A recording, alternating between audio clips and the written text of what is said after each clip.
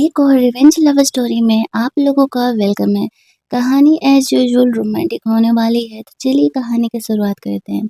नए ड्रामा के स्टार्टिंग में हम लोग एक पार्टी का सीन देखते हैं। रीमा, जो कि इस कहानी की हीरोइन है, वो अपने ही होने वाले ब्रदर इन लॉ हुओ को पटाने के लिए उस पार्टी में जाती है, क्योंकि उसे उसके पावर का इस्तेमाल करना था। उसकी शादी लिली, जो कि उसकी सौतेली सिस्टर थी, उससे फिक्स हुई थी।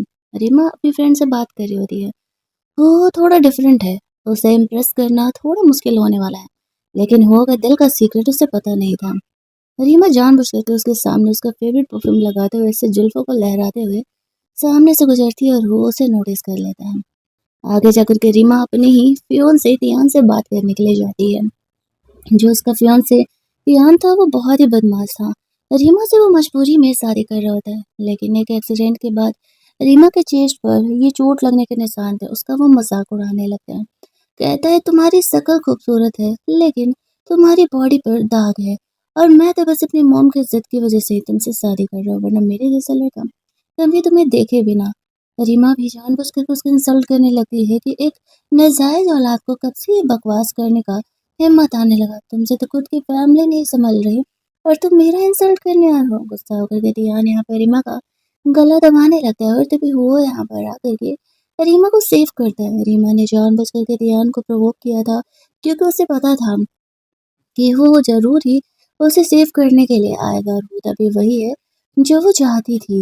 यहाँ पर वो इनोसेंट बन करके थैंक्स बोलती है उसका हेल्प करने के लिए, और वहाँ से चली जाती है।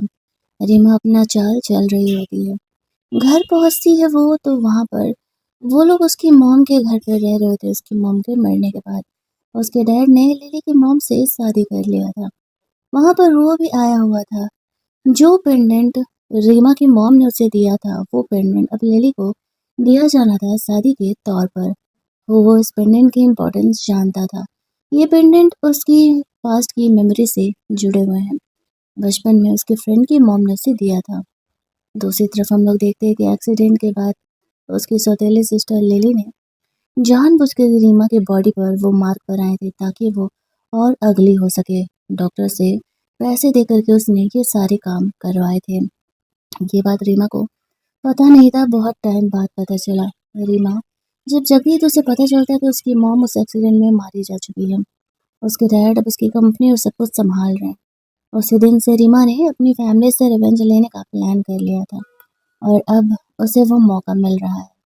यहाँ पर जब वो घर जाती है, तो लिली के फैमिली वाले बताते हैं कि तुम्हारे फियांसे तियान से तुम्हारी सेटिंग कर दी गई है, और लिली का शादी यहाँ पर होश होने का बात हो रहा है। रीमा लिली को छेड़ते हुए कहती है, मुझे तो लगता है कि मेरा परफेक्ट मैच वो है। वो जानबूझ करके उसे ऐसे प्रवोक कर रही थी। वो वहां से जाने लगता है। जाने से पहले वो रीमा को तिरछी नजरों से देखते हुए वहां से जाता है। रीमा के फादर उस पर गुस्सा करने लगते हैं कि वो ये सब क्या तमाशा कर रही है।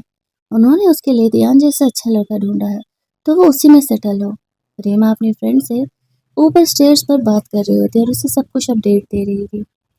हुओ की नजरें रीमा पर ही थी। कहीं ना कहीं हुओ को पता था कि रीमा उसका इस्तेमाल कर रही है, लेकिन ये उसकी खुद की मर्जी थी। आफ्टर दैट रीमा अपनी फ्रेंड के साथ क्लब में जाती है। वहां पर टियान भी आने वाला था। ये हुओ को फंसाने का अगला चाल था। यहाँ पर ध्यान आता है तो एज यूजुअल वो रीमा से कभी ढंग से बिहेव ही नहीं किया करता था, और रीमा भी हर बार उसे सिर्फ और सिर्फ प्रोवोक ही करने में लगी रहती थी। और यहाँ पर वो वही करती है। उसे पता था कि वो उसे सेव करने के लिए जरूर आएगा। दैट्स वाई वो इतना बड़ा बेट खेलती है। जानबूझ करके वो तियान को बोले करती है। तियान उसे कहता है, यहाँ तुम्हारा कौन हेल्प करने वाला है? तुम्हारी हिम्मत कुछ ज्यादा ही बढ़ गई है, जो तुम मुझसे पंगे लेने का कोशिश कर रही हो। रीमा हंसते हुए कहती है, मुझे टच करके तो देखो, तुम्हें तुम्हारी औकात पता चल जाएगी। जैसे ही वो रीमा को बुली करने के लिए जाता है, वो यहाँ पर रीमा का हेल्प करने के लिए आ जाता है।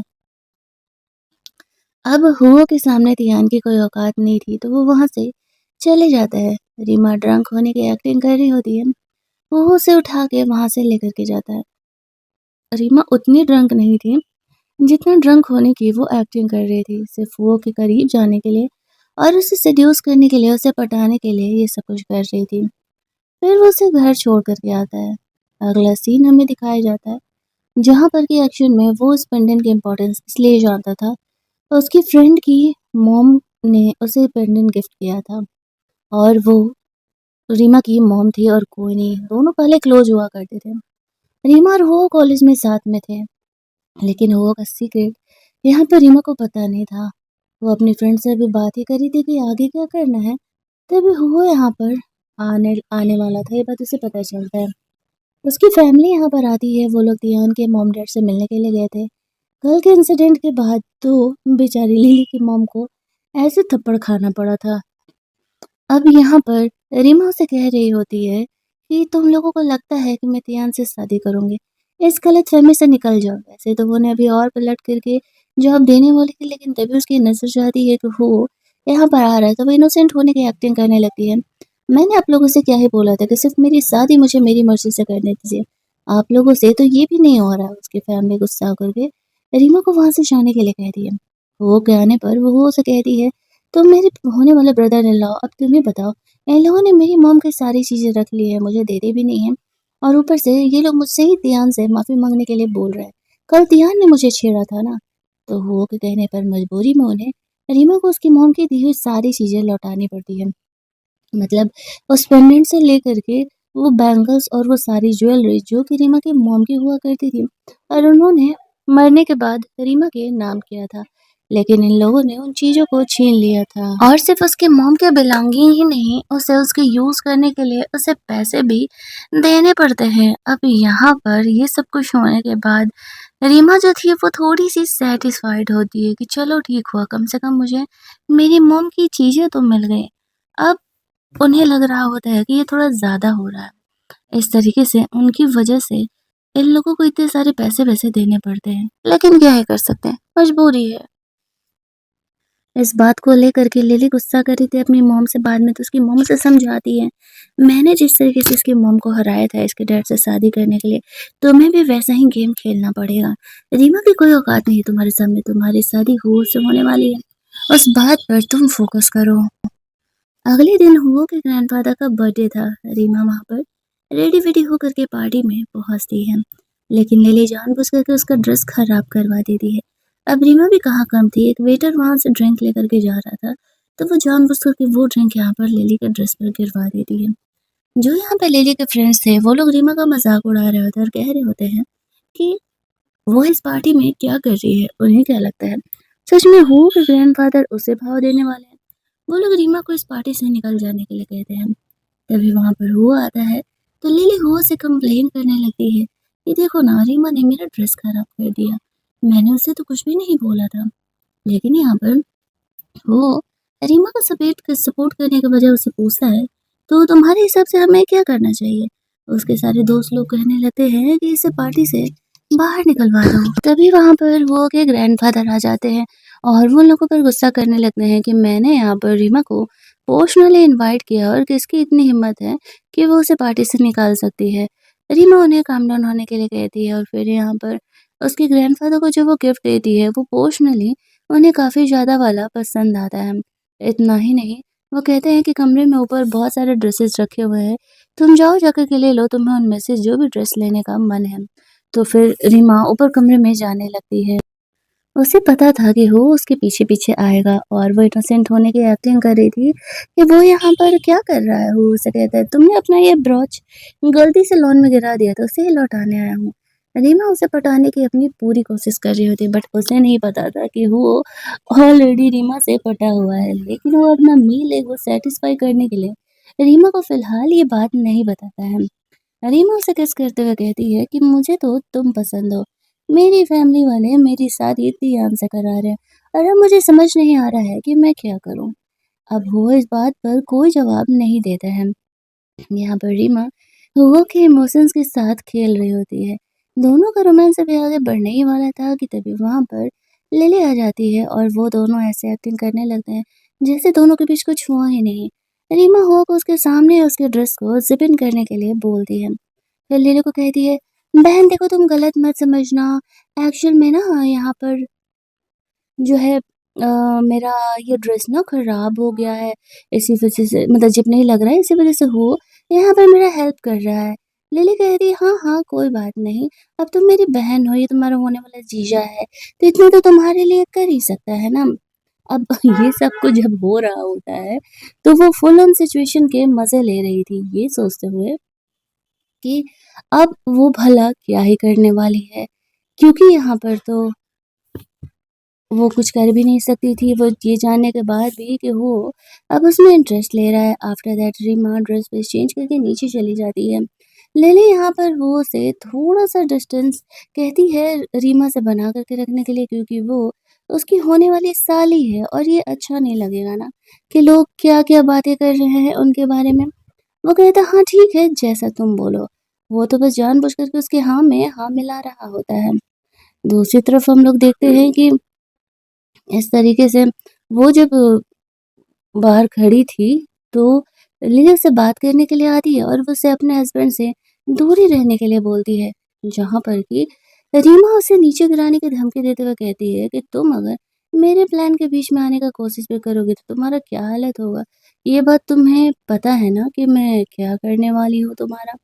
अब उसके पास फ़िलहाल बोलने के लिए कोई ऑप्शन नहीं था। नीचे जब रीमा जाती है तो यहाँ पर जो उसके फियांसे तियान के दोस्त लोग थे, वो लोग रीमा का मज़ाक उड़ा रहे होते हैं और तियान भी उन्हीं में से एक था और वो भी रीमा का इंसल्ट कर रहा होता है। कि अगर फैमिली का बात ना होता तो वो कभी भी यहाँ पर रीमा से शादी-वादी करने के बारे में सोचता ही नहीं। रीमा जब यहाँ पर आती है तो वो देखती है कि तियान और उसके दोस्त उसी का मज़ाक उड़ा रहे हैं। वो वहाँ से उन्हें इग्नोर करके अंदर जाने का कोशिश करती है, लेकिन उसके दोस्त लोग उसे रोक लेते हैं और उसे अपने साथ पार्टी-वार्टी करने के लिए बोल रहे होते हैं। यहाँ पर कि रीमा को पता था कि वो लोग परेशान करने वाले हैं, तो वो इनोसेंट होने का एक्टिंग करती है और वो आकर के उसे सेव कर लेता है। फिर वो कहती है आई डोंट थिंक कि मैं यहाँ रह पाऊँगी, ऐसा कह के वो पार्टी से बाहर जाने लगती है। अब यहाँ पर लिली को ये लग रहा था कि बात-बात पे वो उसका भला क्यों ही सपोर्ट कर रहा है। वो दियान को वार्न करता है कि वो रीमा को परेशान करना बंद करे। वो रीमा को देखने के लिए जाता है तो रीमा अपने दोस्त से बात कर रही थी कि वो तो बस हुओ का इस्तेमाल कर रही है अपना काम करने के लिए। हुओ को ये बात बुरा लग जाता है। ऐसा नहीं था कि उसे शुरुआत से पता नहीं था, बट उसने थोड़ा-सा इमोशन तो रीमा से कम उम्मीद किया ही था, लेकिन जब उसे पता चलता है कि रीमा यहाँ पर टोटली इस तरीके से उससे प्यार नहीं करती है, तो वो फिर काफ़ी गुस्सा आ जाता है। दूसरी तरफ हम लोग रीमा को देखते हैं, वो घर जाती है तो उसकी मॉम लोग उसे गुस्सा कर रहे होते हैं कि वो लिली और वो के बीच में आने का कोशिश क्यों ही कर रही है। रीमा उसे कहती है कि मैं कहाँ उनके बीच में आने का कोशिश कर रही हूँ। अब अगर वो मुझ में इंटरेस्टेड रह रहा है तो इसमें मैं क्या कर सकती हूँ? ऐसे बोल करके वो अपने कमरे में चली जहाँ पर वो जाती सोचती है कि चाहे जो भी हो जाए उसे हुओ को पटाना ही होगा। वो उसका इकलौता वो उम्मीद है जो कि उसकी प्रॉब्लम को सॉल्व कर सकता है।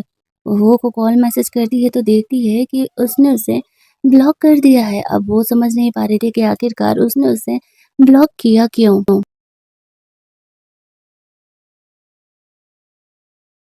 और चली जाती है हुओ को देखने के लिए उसके घर। फिर सोच रही होती है कि अरे यार!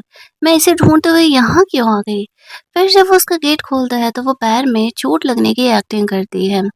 मोस्टली वो ग्रैंडफ़ादर के नाम पर उसके घर जाते रहा करती थी। यहाँ पर वो उसका केयर कर रहा होता है। केयर करने के बहाने वो उससे भी उसका केयर लेना चाह रहा था। इसी वज़ह से वो खुद ही यहाँ पर तबीयत खराब होने की एक्टिंग करने लगता है और यहाँ पर उसकी तबीयत खराब देख कर के रीमा उसका फ़िक्र करने लगती है। वो उसके लिए ऐसे सूप-वूप बना कर के लेकर के आती है और उसे अपने हाथों से खिलाती है। वो तो उसका केयर पा कर के इतना खुश था कि बस पूछो ही मत।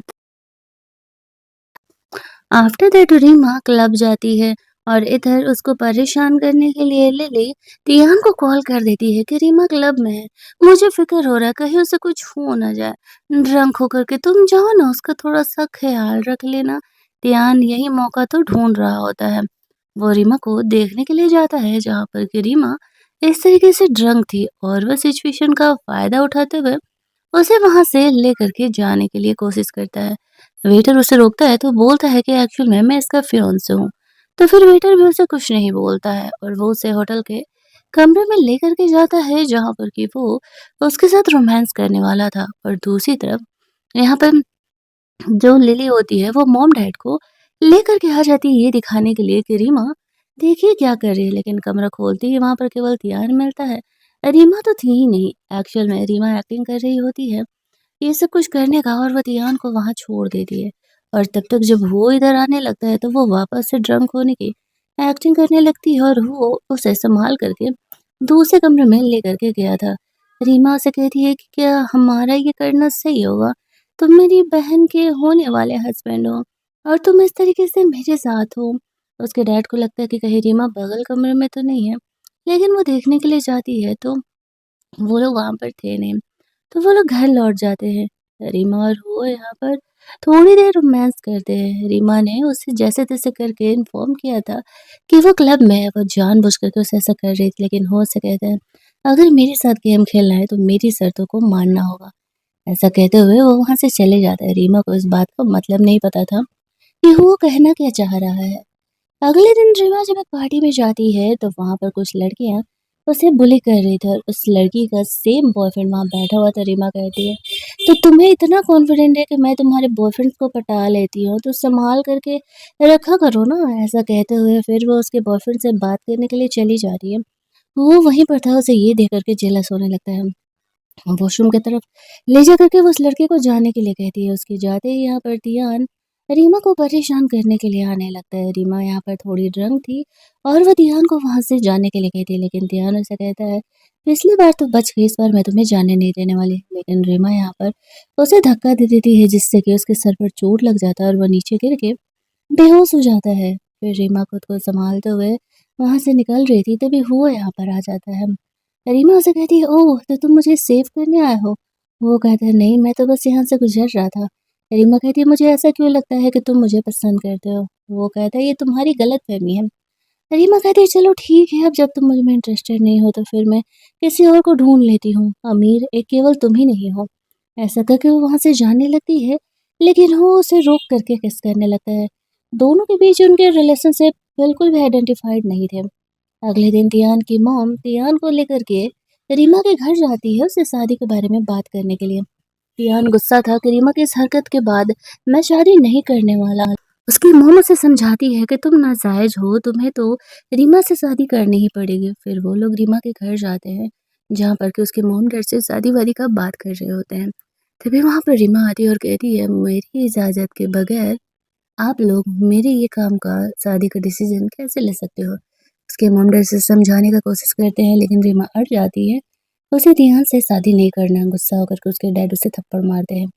तभी वो ऑन द स्पॉट उसे संभालने के लिए आ जाता है। रीमा ने फेक ब्लड अपने फेस पर लगा लिया था कि उसके डैड ने उसे इतने जोर से थप्पड़ मारा है कि उसे ब्लीडिंग हो रहा है। वो रीमा को वहाँ से हॉस्पिटल लेकर के जाता है और ये देख कर के तियान गुस्सा करने लगती है कि वो उसका हस्बैंड है। वो बार-बार उसका हेल्प क्यों ही कर रहा है, लेकिन वो चाह कर के भी कुछ कर नहीं सक रही होती है। यहाँ पर रीमा का ख़्याल वो हॉस्पिटल में रख रहा था, लेकिन तभी वहाँ पर लिली आ जाती है। कहने लगती है कि रीमा ठीक है, डॉक्टर ने कहा है तुम घर जा सकते हो, मैं उसका ख़्याल रखती हूँ।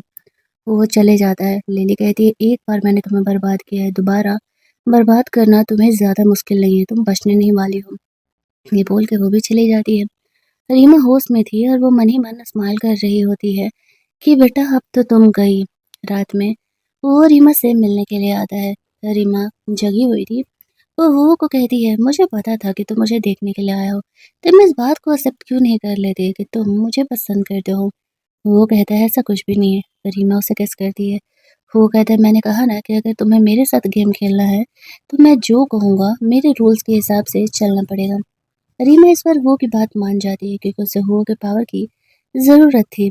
इसी वजह से अगली सुबह जब रीमा अपनी फ्रेंड से बात कर रही होती है तब उसकी फ्रेंड उस पर गुस्सा करते हुए कहती है कि तुमने उसकी शर्त क्यों मान ली? तुम्हें पता भी है कि वो तुम्हें क्या करने के लिए बोलेगा? रीमा उसे कहती है अब जो भी करने के लिए बोले, वैसे भी तो वो उसके साथ इंटीमेट होने के लिए तैयार ही है, अपना काम करने के लिए वो कुछ भी करने के लिए तैयार है। दूसरी तरफ जो हुओ का फ्रेंड था उसने हुओ के लिए एक प्यारा सा गिफ्ट भेजा था, लेकिन जब वो उसे ओपन अप करता है तो उस गिफ्ट में कोई और नहीं रीमा होती है। उसने ये तो एक्सपेक्ट एटलीस्ट नहीं किया था। रीमा यहाँ पर आती है और वो को किस करते हुए कहती है, अब मैं तुम्हारी गिफ्ट हूँ तो तुम मुझे छोड़ करके कहीं और तो जाने नहीं वाले। वो यहाँ पर उसे इग्नोर करके फ्रेशन अप होने के बहाने वहाँ से खिसक लेता है। इधर रीमा उसकी रखी चीज़ों को देख रही होती है जहाँ पर उससे कॉलेज टाइम की उसकी कुछ चीज़ें उससे मिलती हैं। वो सोच रही होती है कि क्या हुओ को उस पर क्रश है जो कि वो उनकी उन चीज़ों को ऐसे अब तक संभाल करके रखा हुआ है। लेकिन तभी वहाँ पर हुओ आ जाता है और उसे ऐसा लगने लगता है कि उसका पोल खुलने वाला है। इसी वजह से वो यहाँ पर बहाना करने लगता है कि एक्चुअल में ये मेरी कज़न सिस्टर का है और वो कॉलेज टाइम में तुम्हारे डांस की फ़ैन हुआ करती थी। इसी वजह से वो तुम्हारी चीज़ों को कलेक्ट किया करती है। रीमा कहती है, ओह! ऐसा है क्या? फिर वो रीमा का माइंड डाइवर्ट करने के लिए उसे किस करने लगते हैं और रीमा भी उसे छेड़ रही होती है कि क्यों ना हम थोड़े हमारे रिलेशनशिप में आगे बढ़ें। इधर बार-बार लिली कॉल कर रही होती है वो और रीमा दोनों को और दोनों ही उसका फ़ोन नहीं उठा रहे थे। तो यहाँ पर वो अपनी मॉम से कंप्लेन कर रही होती है कि मॉम ये दोनों कहीं साथ में तो नहीं है। उसकी मॉम उसे समझाती है अगर है भी तो तुम्हें अभी गुस्सा अपना कंट्रोल करना होगा क्योंकि जो हुओ के ग्रैंडफ़ादर है वो कभी भी रीमा को घर की बहू एक्सेप्ट नहीं करने वाले हैं। तुम्हें इस बात को समझना होगा और तुम्हें किसी हालत में हुओ से शादी करनी है। अगले दिन रीमा को डिफेम करने के लिए वो रीमा का क्लब वाला फ़ोटो उसके डैड को दिखाते हुए कहती है कि उसका किसी और के साथ अफ़ेयर चल रहा है। सुनते ही उसके डैड की तबीयत ख़राब होने लगती है। जब वहाँ पर रीमा आती है तो वो लोग रीमा को डाँटते हुए कहते हैं कि तुमने तो खानदान का नाक ही कटवा दिया है। अब यहाँ पर जो रीमा थी, वो कह रही होती है कि अच्छा ये फ़ोटो इतना ब्लरी है, इसमें तो दिख भी नहीं रहा है कि मैं हूँ, लेकिन फिर भी आप लोगों को मेरी बात नहीं माननी है। वो इनके लड़ाई-झगड़े से काफ़ी गुस्सा होकर के घर से बाहर निकल जाती है, जो कि बाहर बहुत ही तेज़ बारिश हो रही थी।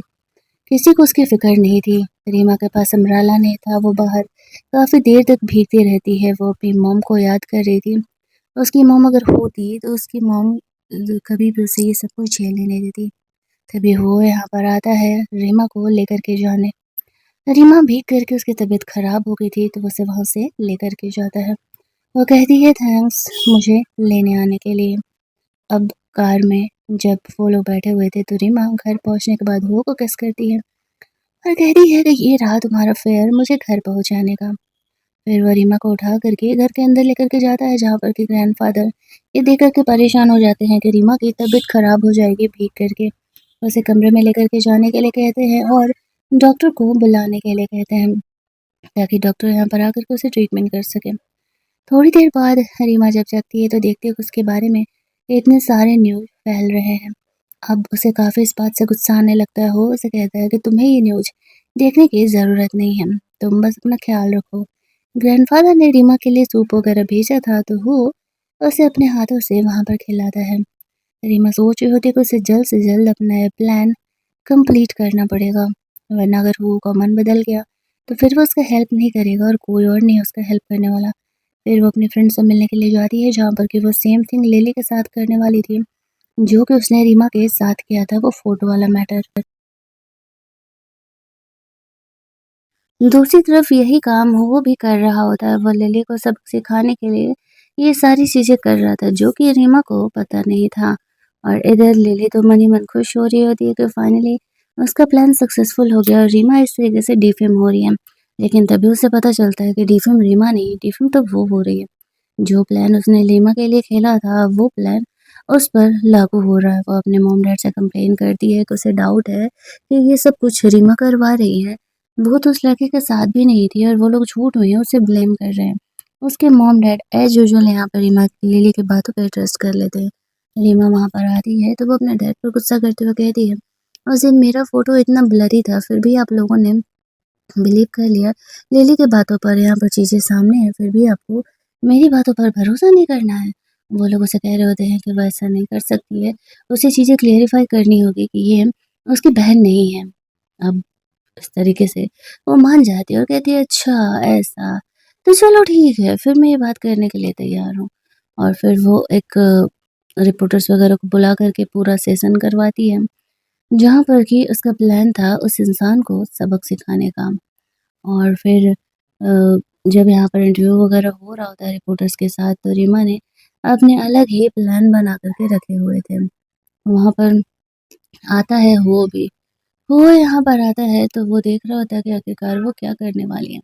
वो यहाँ पर सबको ये बता देती है कि एक्चुअल में रिंग जो लिली है उसकी सौतेली सिस्टर उसका अफ़ेयर उसी के फियांसे के साथ चल रहा होता है। और यहाँ पर इस तरीके से वो उसे पसंद करती है तो वो उसे रख सकती है। वो अपना एंगेजमेंट रेहान के साथ तोड़ रही है। ऐसा कहते हुए यहाँ पर जो वो है वहाँ पे रोना-धोना करने लगती है तो सबको उसी की बातों पे ट्रस्ट होने लगता है कि वो झूठ नहीं कह रही। वो ये सिचुएशन पूरा ही मज़े से ले रहा होता है, देखते हुए कि वो जानता था कि वो ऐसा कुछ न कुछ तो ज़रूर ही करेगी। रीमा वहाँ से बाहर निकलती है ये सोचते हुए कि उसका प्लान आज काफ़ी ज़्यादा वाला शानदार था। जो प्लान लिली ने उसे फँसाने का किया था, वो खुद ही फँस गई। फिर वहाँ पर उसके फियांसे तियान को बुलाया जाता है। वो उसे पिटाई लगाते हुए कहता है, आज के बाद रीमा के आस-पास भी तुम दिख गए तो तुम्हारे लिए सही नहीं होगा। दूसरे सीन में रीमा सैडली खड़ी थी, वो उसे बात करने के लिए आता है। रीमा को लग रहा था कि ये जो सब तरफ लाइटिंग है वो ग्रैंडफ़ादर ने करवाई है, क्योंकि उसे बचपन से अंधेरे से डर लगता था। उसकी मॉम के जाने के बाद उसका ये डर बहुत ज़्यादा बढ़ गया था। लेकिन उसे पता नहीं था कि वो ने पर्सनली ये लाइट अपने हाथ से लगाई हुई है। वो थोड़ा-सा सैड थी, तो वो हो को हग करते हुए कहती है, बस मुझे कुछ देर खुद को हग करने दो। और उसे रोकता नहीं है। फिर यहाँ पे रीमा को कॉल आने लगता है, तो उसे साइड होना पड़ता है। उसे उसकी मॉम के एक्सीडेंट करने वाले ड्राइवर के बारे में कुछ पता लगा था, लेकिन जब तक वो वहाँ पर पहुँचती, वो ड्राइवर वहाँ से गायब हो चुका था, उसका सारा सामान भी कमरे में था। रीमा समझ जाती है कि किसी ने उसे गायब करवाया है, वो अचानक से इस तरीके से गायब नहीं हो सकता। हमें पता चलता है कि उस ड्राइवर को पकड़ के लाने वाला कोई और नहीं, वो था। उस ड्राइवर की पिटाई लगाने के बाद वो सच पूछता है, तो वो एक्सेप्ट कर लेता है कि एक्चुअल में लिली और उसकी मॉम के कहने पर ऐसा उसने किया था। और इधर लिली को ये लग रहा था कि उसने उस ड्राइवर को बर्मा भेज दिया है। रीमा यहाँ पर उसके और उसकी मॉम के इस कन्वर्सेशन को रिकॉर्ड कर लेती है। ये बात लिली और उसकी मॉम को पता नहीं था। लिली को असली सबक सिखाने के लिए वो जब लिली के फैमिली से बात कर रहा होता है और वो लोग शादी-वादी करने के बारे में बोल रहे थे, तो वो शादी करने के लिए रेडी हो जाता है और कहता है ठीक है, अगले महीने वो दोनों शादी करने वाले हैं। और जब ये बात वो के ग्रैंडफ़ादर को पता चलता है कि वो सच में यहाँ पर लिली से शादी करने का प्लान कर रहा है, तो वो उस पर गुस्सा करने लगता है और कहता है, तुम ऐसी बेवकूफ़ी कैसे कर सकते हो? वो कहता है, ग्रैंडफ़ादर मेरे खुद के अरेंजमेंट है, डोंट वरी, मैं लिली से शादी नहीं करने वाला। ग्रैंडफ़ादर चाहते थे कि वो यहाँ पर रीमा से शादी करे, क्योंकि उन्हें भी पता था कि वो रीमा को पसंद करता है। इधर रीमा को जब ये बात पता चलता है तो उसे बहुत ही गुस्सा आता है। साथ ही में वो इमोशनल भी हो जाती है, ये सोचते हुए कि वो कैसे केवल यहाँ पर उसके साथ फ़िज़िकल होकर के रह सकता है। उसे इस बात का बहुत ही बुरा लगने लगता है और फिर वो उसे ढूँढते हुए उसके घर जाती है, जहाँ पर कि बटलर बताता है कि वो एक्चुअल में घर पे नहीं है। रीमा उसे कॉल भी करती है, लेकिन वो कॉल भी पिक नहीं करता है। वहाँ से चली जाती है। वो नहीं चाहता था कि रीमा कोई और ड्रामा करे। इसी वजह से वो यहाँ पर इन बातों को अब तक हाइड ही रखने का कोशिश कर रहा होता है। सोचता है कुछ दिनों बाद जब शादी होगी तब वो सब कुछ सच बताएगा। दूसरी तरफ हम लोग देखते हैं कि यहाँ पर रीमा हुआ को ढूँढते हुए क्लब चली जाती है। वो उसे कहती है कि अगर तुमने सच में लिली से शादी कर लिया तो फिर जो हमारे बीच यहाँ पर रिलेशनशिप है वो पूरी तरीके से खत्म हो जाएगा। क्या तुम सच में उससे शादी करना चाहते हो? वो उसे हाँ कह देता है और कहता है, मेरे खुद के अरेंजमेंट है और चाहे जो भी हो, मैं शादी तो उसी से करने वाला हूँ। अब उसे इस बात से बहुत गुस्सा आने लगता है। वो गुस्से में जाने से पहले हुओ को किस करती है और तब वहाँ से निकलती है। दूसरी तरफ उसे एक्सीडेंट से रिलेटेड कुछ वीडियो यहाँ पर मिल जाता है। तो फिर इस तरीके से अगले दिन हमें वो सीधे शादी का सीन दिखाया जाता है। वही शादी का सीन जहाँ पर कि लिली दुल्हन बन के ऐसे रेडी-वेडी होके आई थी, ये सोचते हुए कि एक्चुअल में यहाँ पर वो अब सच में हुआ से शादी करने वाली हैं। लेकिन तभी वहाँ पर रीमा आ जाती है और कहती है, आज मेरी बहन की शादी थी और मैं यहाँ पे उसके लिए वेडिंग गिफ्ट ना लाऊँ, ऐसा कैसे हो सकता है? और फिर वो उसे एक वीडियो प्ले करके दिखाती है, जहाँ पर कि उस वीडियो में वो उस ड्राइवर से बात कर रही थी जो कि उसकी मॉम का किलर था। अब यहाँ पर कुछ इधर-उधर चीज़ें ऐसे करके ये प्रूफ हो जाती है कि इसके मॉम और उसके एक्सीडेंट के बीच में एक्चुअल में कोई और नहीं, लिली और उसकी मॉम ही इन्वॉल्व है। फ़िलहाल के लिए तो उन्हें जेल लेकर के जाया जाता है। अब लिली कहते रहती है कि नहीं, मैंने ऐसा नहीं किया, मुझे फँसाया जा रहा है। ये सब कुछ झूठ है, लेकिन कोई उसकी बात मान नहीं रहा होता है। सामने यहाँ पर दिख रहा है कि वो उस ड्राइवर से क्या कर रही है मिल कर के। उन्हें वहाँ से लेकर के जाया जाता है और उनकी शादी फ़िलहाल तो यहाँ पर टूट ही जाती है। और फिर जो ग्रैंडफ़ादर होते हैं वो तबीयत ख़राब होने की एक्टिंग करने लगते हैं और कहते हैं कि एक्चुअल में जब यहाँ पर उसकी शादी टूट गई है तो मेरे पोते की शादी किससे होगी? वो यहाँ पर बहाना ढूँढ रहा होता है, रीमा को कहता है, अब तुमने मेरी शादी तोड़ी है तो तुम्हें रिस्पॉन्सिबिलिटी तो लेनी ही पड़ेगी। और फिर वो उससे शादी करने के लिए कहता है। ग्रैंडफ़ादर ने अब तक रीमा के लिए बहुत कुछ किया था, इसी वजह से वो उनकी बात मान जाते हैं और फिर वो से शादी करने के लिए वो रेडी हो जाती है। शादी के लिए वो रेडी होकर के ड्रेस-वेस पहन कर के आती है और वहाँ पर सब कुछ रिचुअल के हिसाब से होता है और फाइनली उन दोनों की शादी हो जाती है। लेकिन रीमा ये देख कर के शॉक थी कि ये जो रिंग है वो उसके नाप का कैसे है? मतलब कि वो तो यहाँ पर लिली से शादी करने वाला था, उसे नहीं पता था कि ग्रैंडफ़ादर के साथ मिल कर के उन लोगों ने ये सारा कुछ प्लान किया हुआ था। अगली मॉर्निंग यहाँ पर रीमा जो थी, अभी तक अपनी फैमिली से पूरी तरीके से बदला नहीं ले पाई होती है। इसी वजह से वो आगे भी कुछ-कुछ प्लान कर रही थी। हो ने रीमा के पसंद का सूप बनाया था, जो कि उसी के घर के बटलर से सीखा था सिर्फ़ और सिर्फ़ रीमा के लिए। रीमा नहीं समझ पाती है कि एक्चुअल में हो ने उसके लिए सूप बनाया और वो उसे इतना प्यार करता है। वो तो बस इतना जानती थी कि दोनों यहाँ पर सिर्फ़ एक-दूसरे का इस्तेमाल ही कर रहे हैं। वो यहाँ पर हो के पावर का इस्तेमाल कर रही है और वो तो ग्रैंडफ़ादर का तबीयत ठीक नहीं था, इस वज़ह से उसने उससे शादी कर लिया। अगले दिन जब वो रीमा को एक पार्टी में लेकर के जाता है, तो उस पार्टी में जो कुछ लोग थे वो रीमा का इंसल्ट करने का कोशिश करते हैं कि वो तो बस एक सब्स्टिट्यूट है, लेकिन वो उसका सपोर्ट करते हुए कहता है कि रीमा मेरी वाइफ़ और किसी को कुछ भी बोलने का हक नहीं है। वो और रीमा यहाँ पर डांस कर रहे होते हैं, रीमा वो को थैंक्स बोलती है, उसके ऐसे सिचुएशन में हेल्प करने के लिए। थोड़ी देर बाद रीमा जब वॉशरूम से लौट रही होती है तो वो हो के दोस्तों को उससे बात करते हुए सुनती है और उससे ये गलतफ़हमी हो जाती है कि वो अपने व्हाइट मूनलाइट का इंतज़ार कर रहा है, बोले तो अपने फर्स्ट लव का वेट कर रहा है, लेकिन उसे पता नहीं था कि जिस बारे में वो लोग बात कर रहे हैं, वो रीमा ही है। ये बात सुनते ही रीमा को लगने लगता है कि वो उसे थोड़ा भी पसंद नहीं करता और वो अपनी फर्स्ट लव का वेट कर रहा है। फिर वो खुद को सँभालते हुए पार्टी से घर चली जाती है, जहाँ पर कि वो सोच रही होती है कि उसे इस बात का बुरा क्यों लग रहा है। वो भी तो सिर्फ़ यहाँ पर उसके साथ एक गेम ही खेल रही थी, अभी वो यहाँ पर आता है और वो रीमा का केयर करने लगा था। हाई हील सैंडल पहनने की वजह से रीमा का पैर एक्चुअल में यहाँ पर इस तरीके से छिल गया था, तो वो उसके लिए दवा अप्लाई कर रहा था। रीमा कन्फ्यूज़ कि वो हो के फीलिंग का क्या करे। जैसे-तैसे करके यहाँ पर लिली और उसकी मॉम को जेल से बाहर निकाला जाता है। लिली को लग रहा था कि अब तक वो तो उसका इंतज़ार ही कर रहा होगा। उसकी मॉम कहती है कि उस समय ग्रैंडफ़ादर की तबीयत ख़राब हो गई थी और हो और लिली को शादी करना पड़ा था। तो इसी वज़ह से फ़िलहाल तो कुछ भी नहीं हो सकता। लेकिन वो हार मानने के लिए तैयार नहीं थी। अगले दिन रीमा अपने ओल्ड स्कूल पहुँचती है जहाँ पर के टीचर ने उसे बुलाया था, ताकि वो और स्टूडेंट सबको डांस सिखा सके। रीमा रेडी हो जाती है, लेकिन तभी हमें पता चलता है कि एक्चुअल में लिली ने टीचर से ऐसा करने के लिए बोला था। वो उसकी बेटी को लेकर के धमकी दे रही होती है और ऐसा करने के लिए कहा था। हरीमा जब उन बच्चों को डांस सिखा रही होती है तभी ऊपर से एक कैमरा का लाइट बहुत तेज़ी से रीमा के ऊपर गिरने वाला था, जो कि बहुत ही हेवी था। लेकिन तभी वो आकर के उसे सेव कर लेता है और चोट उसे लग जाता है। ये देख कर के रीमा बहुत घबरा जाती है और हो को जल्दी-जल्दी हॉस्पिटल लेकर के जाती है, जहाँ पर के ट्रीटमेंट के बाद डॉक्टर बोलते हैं कि हाँ, वो ठीक है। फिर वहाँ पर रीमा को ये लग रहा होता है कि इस लड़के ने मेरे लिए अपनी जान जोखिम में डाल दी और ये प्यार किसी और से करता है। शायद इसके साथ रहना मेरे लिए सही नहीं है और मुझे उससे अलग ही हो जाना चाहिए। जब ये बात उसमें वो सुन रहा होता है तो उसे ऐसा लग रहा होता है कि रीमा उसे छोड़ कर के जाने के बारे में सोच रही है, जो कि ऐसा उसे किसी हालत में करने नहीं देने वाला था।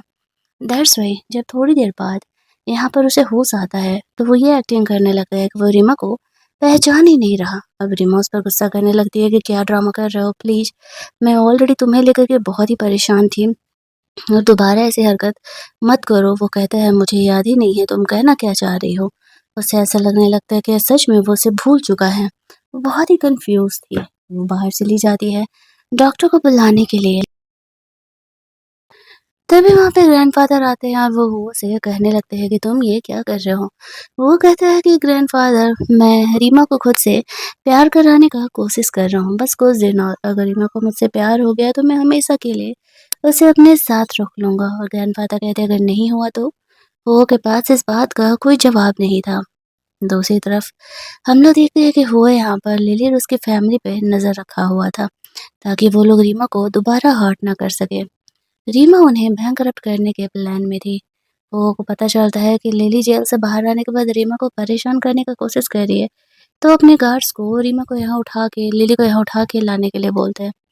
लिली को यहाँ पर लेकर के आते हैं। लिली को लगता है कि वो उससे बात करने के लिए बुलाया है, लेकिन वो उसे कहता है कि अगर मुझे दोबारा पता चला कि तुमने रीमा को हर्ट करने का कोशिश किया, तुम्हें पूरी ज़िंदगी के लिए मैं जेल में डलवा देने वाला हूँ। तभी वहाँ पर रीमा आने लगती है और लिली हुआ को पटाने का कोशिश करने लगती है, जिससे कि रीमा यहाँ पर उसे अच्छा खासा सबक सिखाती है और कहती है, लगता है कि पूरी ज़िंदगी तुम्हें जेल जाने का बहुत ज़्यादा ही मन है। इसी वजह से तुम मेरे हस्बैंड को पटाने का कोशिश कर रही हो। और वो लिली को वहाँ से जाने के लिए कहती है। हुओ को लगता है कि रीमा का तो कोई रिएक्शन ही नहीं है, क्या वो सच में उससे प्यार नहीं करती। आपको कौन-सा रिएक्शन चाहिए भाई? बंदी जेलस होकर के अपनी बहन को ऐसे पिटाई लगा रही है। ये लड़के सच में मुझे लगता है कभी-कभी ढक्कन ही होते हैं, उन्हें चीज़ें तो समझ में ही नहीं आता है। दूसरी तरफ जब वो इस तरीके से वहाँ से बाहर निकलती है, तब अब रीमा सोचती है अब इस फैमिली को सबक सिखाने का बारी आ गया। रात में रीमा अपना काम कर रही होती है, वो ग्रैंडफ़ादर का बात मानते हुए मस्त-मस्त वाली अपनी बॉडी दिखाते हुए रीमा को पटाने का कोशिश कर रहा था। लेकिन रीमा उसे भाव नहीं देती है क्योंकि अब तक उसका रिवेंज पूरा नहीं हुआ था और ऊपर से वो अमनेसिया की ही एक्टिंग कर रहा है। दूसरे दिन जो उसके फादर थे उनके सारे सामान को सीज कर लिया जाता है, उनकी सारी प्रॉपर्टी सीज कर ली जाती है। उनकी कंपनी का फाइनेंशियल चेन ब्रोक हो चुका था और अब वो परेशान हो जाते हैं कि वो क्या करे। वो अपनी वाइफ से कहते हैं तुम्हारे पास बंगलो है ना, उसे सेल कर दो, कोई भी हमें पैसे देने के लिए तैयार नहीं है। लेकिन वो औरत बोलती है कि मैंने शादी से पहले इस बंगलो को खरीदा था, मैं उसे सेल नहीं करने वाली। रीमा के डैड उस पर गुस्सा करने लगते हैं कि जब इतने सालों से तुम मेरे पैसे पर पल रही हो और मुझे तुम्हारी ज़रूरत है, तो तुम वो पैसे क्यों नहीं दे रही? लेकिन वो पैसा देने के लिए तैयार नहीं थी। तभी वहाँ पे रीमा आती है, वो फादर को कहती है, मैं तुम्हारा हेल्प कर सकती हूँ लेकिन मुझे कंपनी के 50% शेयर चाहिए। तुम लोग सोच करके बता देना कि क्या करना है। तो उसकी फ्रेंड कहती है तुमने और शेयर्स क्यों नहीं माँगे? तो रीमा कहती है क्योंकि 50% शेयर जो कि मॉम के नाम थे वो ऑलरेडी मेरे पास हैं, इसी वजह से।